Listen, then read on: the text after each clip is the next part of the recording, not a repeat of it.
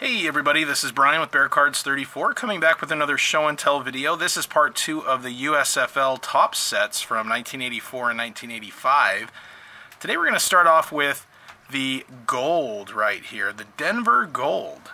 And I'm filming this probably a day or two before it comes out. It may come out on Mother's Day, so if it does, happy Mother's Day to all the moms out there. My dad surprised my mom with a concert of Donny Osmond in Las Vegas. My mom is a huge Donny Osmond fan, so that really made her day. So anyway, for today with the USFL, we'll start off with the Denver Gold, and you may be wondering why that card of Craig Morton there from 75 Topps is in the video. That is because he was the head coach of the Denver Gold in 1983 and 84. And the card in the middle there, Neil Balholm, he didn't really do much in the USFL, played a little bit, but I always like to highlight the local guys from the state of Utah, where I'm from, and he was a wide receiver for the Brigham Young University BYU Cougars. He had 700 yards with the Wranglers in 1983, but then in 84, the year that card came out, he only had 4 catches. And so next up is David Dumars. So he had 2 USFL cards. The reason I wanted to highlight him is because he is the older brother of NBA All-Star and 2-time NBA champion Joe Dumars. So kind of cool, you know, the family connection there, seeing David Dumars over there with the Gold and then with the Stallions for the next season. He ended up playing in the CFL after being drafted by the New York Jets back in 1980. He did a couple years in the CFL, and then he went on the Jets practice squad in 1982 and then signed with the Gold. Like I said, that last season he played with the Stallions. But I thought that was kind of cool, that little connection with Joe Dumars. All right, next up we've got Harry Sidney. That's his 84 USFL XRC. So Harry Sidney, after a solid career in college at Kansas, played 2 years with the Denver Gold and then 1 with the Showboats. He had 2,100 rushing yards and 23 touchdowns in the USFL. And then in 1987, he signed with the San Francisco 49ers, where he played for 5 years. He also played with the Green Bay Packers for his final few years. He was a 2-time champion with the 49ers and was the special teams captain. So I thought that would be nice to include him in this as well. Next up, we've got the Houston Gamblers, and the head coach of that team was Jack Pardee, who later coached for the Oilers. I'm going to show the 2 Jim Kelly cards just as a reminder that he was on that team. I already highlighted him at the beginning of the first video, but I won't go into details of his career, but obviously a great Hall of Famer, one of the best from my childhood, that's for sure. And then a teammate of Jim Kelly's that was very, very good in his own right is Ricky Sanders right here. This is his 84 USFL rookie card. I purchased this PSA Mint 9 quite a while back and was really happy to get that. I was trying to get a few of these USFL players who went on to have notable NFL careers in a PSA slab. So that is his XRC, and this is his 1988 Topps rookie card. Ricky Sanders was a very, very good wide receiver. After 2 years in the USFL, which, by the way, he played at Texas State, and he was mostly a running back, and he was drafted by the Patriots back in 1984, but then he was traded to Washington. However, he never went to Washington. He ended up signing with the Gamblers, and he and Jim Kelly did really well together. In 1984, he had 101 catches for almost 1,400 yards and 11 touchdowns. He had 7 more touchdowns in 1985. Before transitioning on to Washington, you see his 1,000-yard club card there on the right. He had multiple 1,000-yard seasons. And one thing that was really noticeable, or notable I should say, is that he was part of a great wide receiver combo threat with Gary Clark and Art Monk. And this season, this would have been 1990 or 89. Yeah, 1989. All 3 of them had 1,000 yards receiving in the same season. That's still super impressive even nowadays with the game, the way the game is played. But back then, that was even more so. So just a great receiving core, receiving threat there in Washington. as part of the posse, which is what those receivers were known as, Ricky Sanders was a two-time Super Bowl champion with Washington. His final 2 years were with Miami, and he was good enough in the Super Bowl. He was included in the Pro Set Super Bowl Superman cards right there as well. He finished his career with almost 500 receptions, 6,500 yards, and 37 touchdowns, and he was named as one of the 90 great Washington Redskins of all time. So one of the more notable USFL players right there. Next up, we've got a very talented inside linebacker, Vaughan Johnson. This is the Jacksonville Bulls, and their head coach was Lindy Infante, who went on to become a Coach of the Year for the Green Bay Packers. I know that Larry Zonka and Jim Kick were very involved with the Jacksonville team. They did some commercials and promo spots, and I'd even read somewhere that they were minority owners of the team. I couldn't confirm that, but it looks like that might be the case. But if not, they were at least heavily involved with that. So anyway, Vaughan Johnson was a linebacker out of North Carolina State. He was drafted by the Saints in 1984, but like a lot of these players, he ended up going over to the Jacksonville Bulls. He spent 2 years there, and then he went on to the Saints, where he became a Pro Bowl linebacker, played with some great linebackers. I mean, I think it's one of the best linebacking core of all time. You had Pat Swilling, Hall of Famer Ricky Jackson, Hall of Famer Sam Mills, who also played in the USFL, and Vaughan Johnson made 4 straight Pro Bowls. And between the 4 linebackers, they had 18 combined Pro Bowls. Just a very, very talented group of linebackers there. He spent his final year with the Eagles. And back a few years ago, linebacking coach Vic Fangio had said that Vaughan Johnson was a great teammate, loved by everyone, a ferocious hitter, a great all-around player, and that running backs really feared him. Ricky Jackson was a great friend of his. Unfortunately, Vaughan passed away in 2019 after battling kidney disease. He was only 57 years old, and Ricky Jackson had said, "He's the best teammate I ever had." In 1992, all 4 of those linebackers that I mentioned made the Pro Bowl together, and he's part of the Saints Hall of Fame. So a great player there in Vaughan Johnson.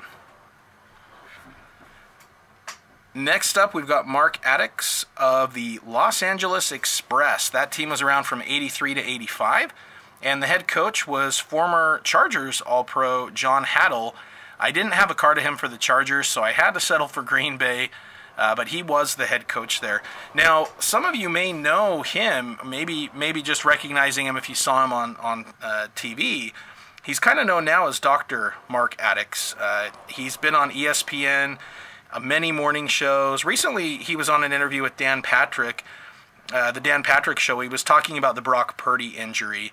So he was an All-American guard from Baylor, and he spent 2 years with the Express, and then he went over to the Chiefs, and you can see him right here on his Pro Set rookie card with the Kansas City Chiefs there.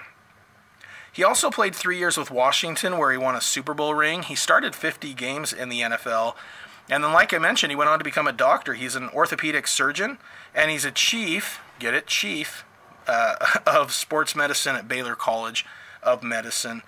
He does a lot of injury analysis for ESPN and some other sports programs. So you still see him around today related to the NFL in that way. Next up, we've got JoJo Townsell. These are his 84 and 85 Topps USFL cards, along with his rookie card from 88 Topps. In 1983, he was a third-round pick of the Jets out of UCLA. He went on to play 3 years in the USFL. Only 5 games his first year, but during those 3 seasons, he had over 2,000 yards and 16 touchdowns. He talked about how he decided, instead of going to New York, to stay in LA, which is where he played his college ball, because it was a better contract and he'd get to stay in California.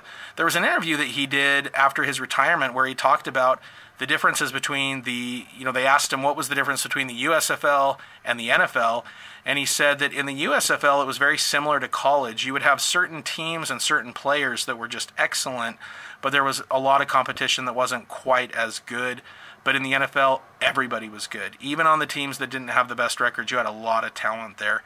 And he did really well in the USFL, and he really made a name for himself in the NFL as well. He played for the Jets starting in 1985 up through the 90-91 season. He had 5 reception touchdowns, 2 return touchdowns. His best year was 1989, when he had 45 catches for 800 yards and 5 touchdowns, which led the Jets in receiving. This is his final card right here, the Upper Deck 91. He also led the NFL in punt return yards in 1988. And last but certainly not least, we've got Steve Young. These are his 1984 and 85 Topps USFL cards, as well as one of his Fleer performance highlights.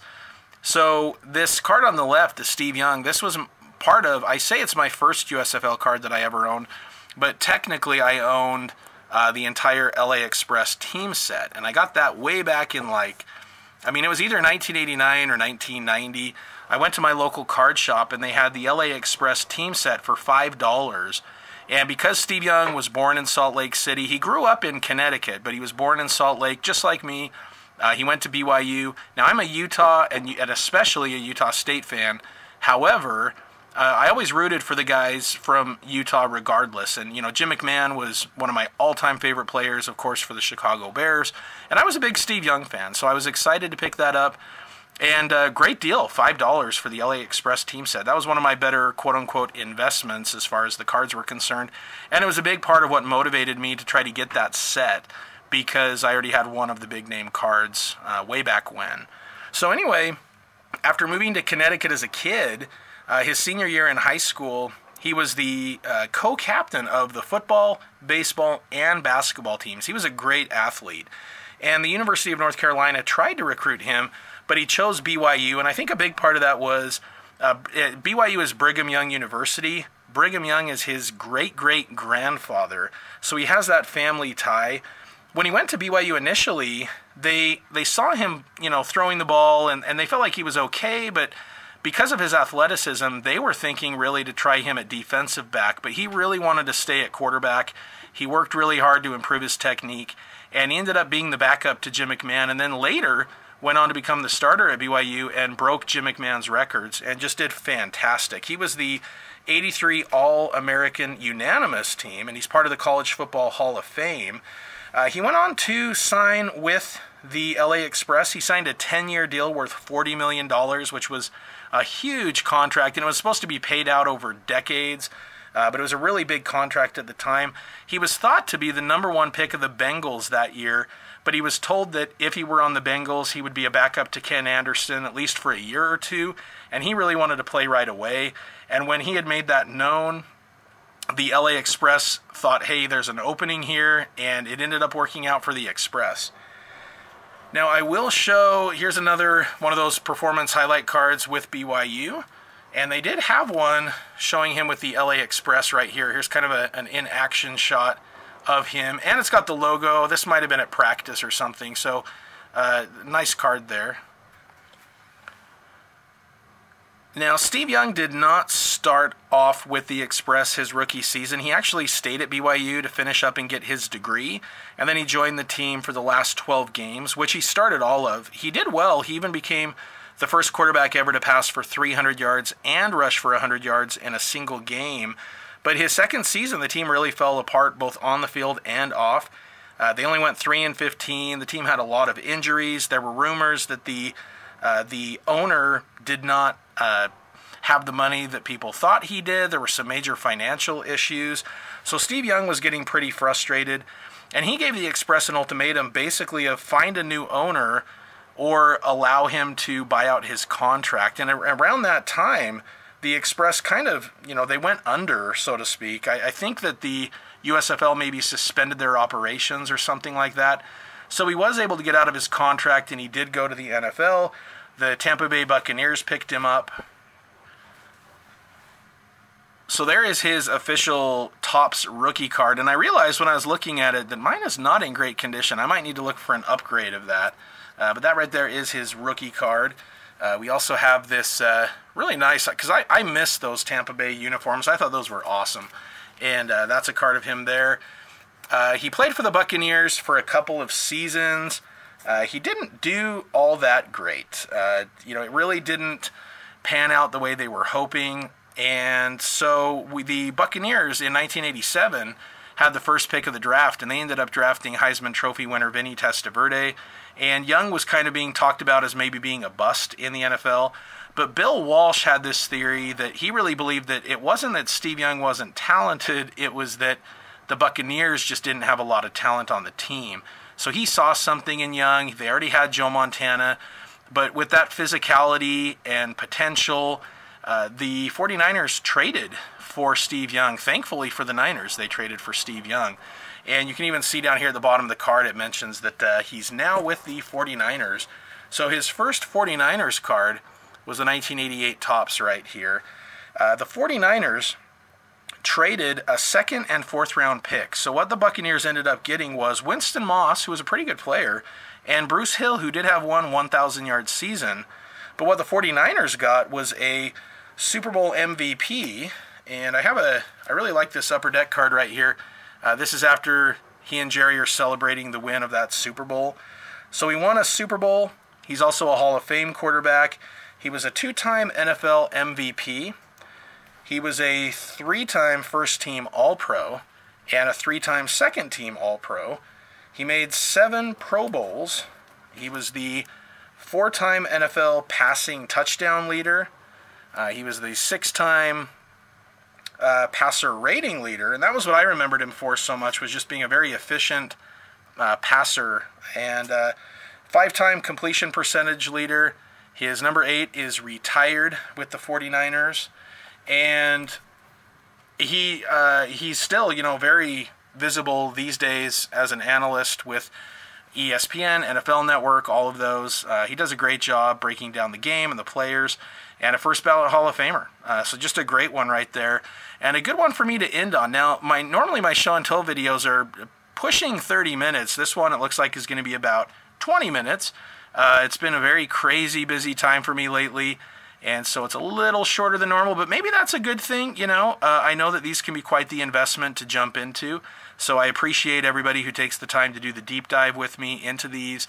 And what this shows right here is, I mean, you have players like Jim Kelly and Steve Young, these Hall of Fame players, and there are more to come as well. Just some real talent in the USFL, and so I think these sets are very relevant. They're also much less produced than the other top sets of the 80s, and so I just think these are great sets. If you're able to get your hands on them, I recommend that if you're a collector and you love football. I think there's a real history there for the NFL, but just for football in general. So anyway, I hope you guys enjoyed the video. Thanks for watching, and as always, go Bears.